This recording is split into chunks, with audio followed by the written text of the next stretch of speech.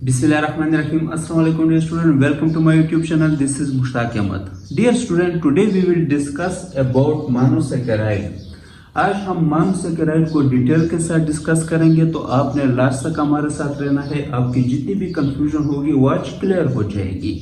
Dear student, last lecture के अंदर हमने इंट्रोडक्शन टू कार्बोहाइड्रेट्स डिस्कस किए थे डिटेल के साथ, तो अगर आप पहले वो लेक्चर देखते हो तो आपको काफी फायदा होगा और मोनोसैकेराइड आपको इजीली इसकी समझ आएगी। डियर स्टूडेंट, मोनोसैकेराइड को डिस्कस करने से पहले हम इसकी मीनिंग को समझते हैं। Mono mean one and saccharum mean sugar. So ये वो कार्बोहाइड्रेट की टाइप है जिसमें एक शुगर का मॉलिक्यूल होता है। तो ऐसे कार्बोहाइड्रेट को हम क्या कहेंगे जिसमें एक शुगर हो, उसको हम कहेंगे मोनोसैकेराइड। डियर स्टूडेंट, इसको डिफाइन किस तरह करेंगे? Type of carbohydrate which can not be further hydrolysed और broken down into simple sugar और अदर फॉर्म ऑफ शुगर।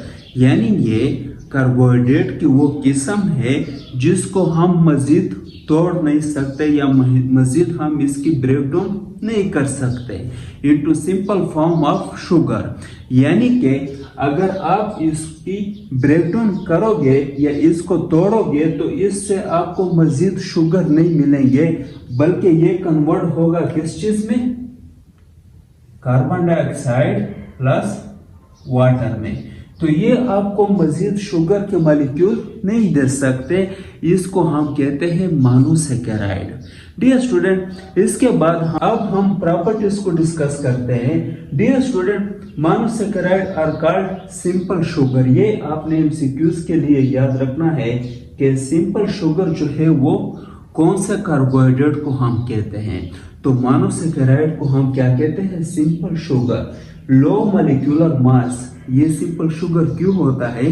क्योंकि इसमें मॉलिक्यूल का जो मास है वो बहुत ज्यादा लोअर होता है, यानी इसमें तादाद जो है मॉलिक्यूल की वो कम होती है, तो उसके बेस पे इसका मॉलिक्यूलर मास जो है वो लो होता है, इसलिए हम इसको सिंपल शुगर कहते हैं। तो ये आपने एमसीक्यूज के लिए याद रखना है। इसके बाद नेक्स्ट क्या है? Sweet in taste. Dear student, ये टेस्ट में बहुत ज्यादा मीठा लगता है, यानी इसकी मिठास ज्यादा होती है। Clear? Soluble in water. Dear student, ये वाटर में सॉल्युबल होते हैं। अब यहाँ पर क्वेश्चन अराइज होता है कि ये वाटर में किस तरह सॉल्युबल होते हैं? Because due to attach of OH group.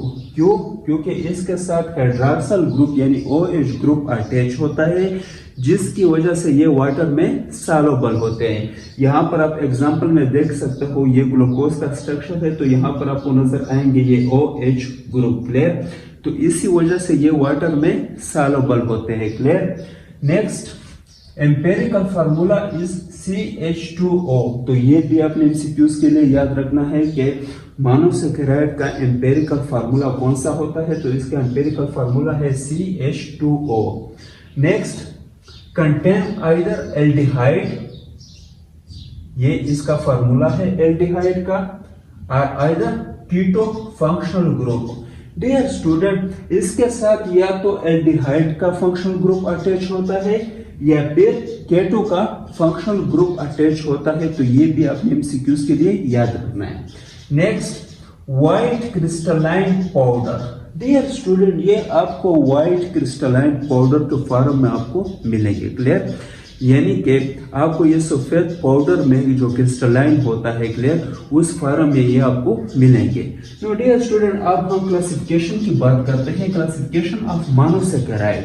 तो मोनोसैकेराइड को हम क्लासिफाई करते हैं on the basis of carbon number.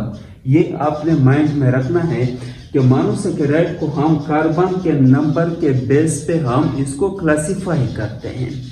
तो डियर स्टूडेंट, सबसे पहला जो किस्म है उसको हम कहते हैं trioses. Trioses, tri mean 3।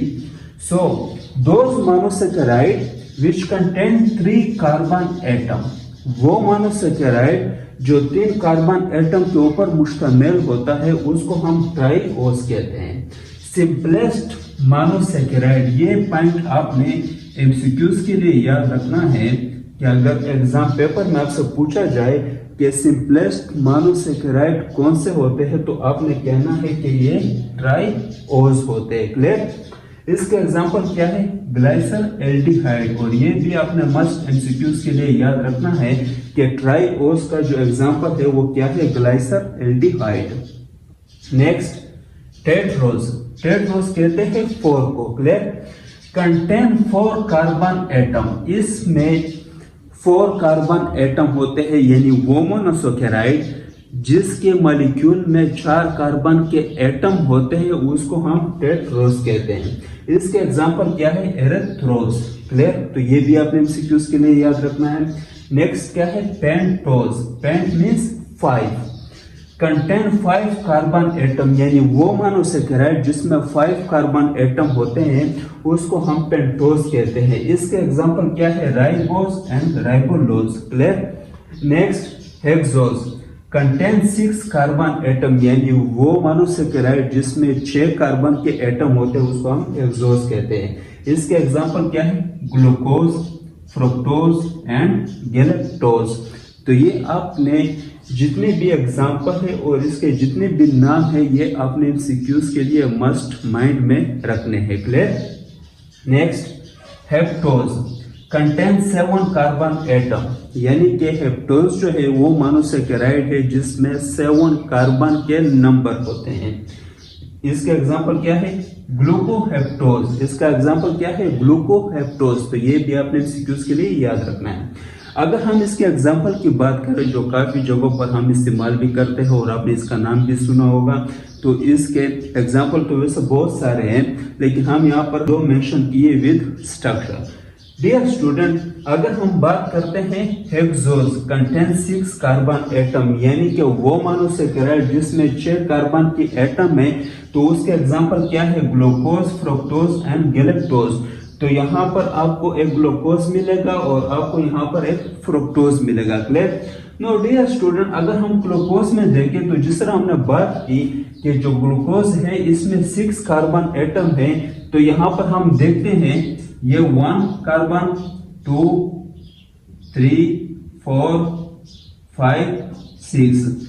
No dear student, इसमें 6 कार्बन के एटम आ गए। क्लियर। इसी तरह अगर हम फ्रुक्टोज की बात करें तो इसमें भी क्या है, 6 कार्बन है, 1, 2, 3, 4, 5, 6।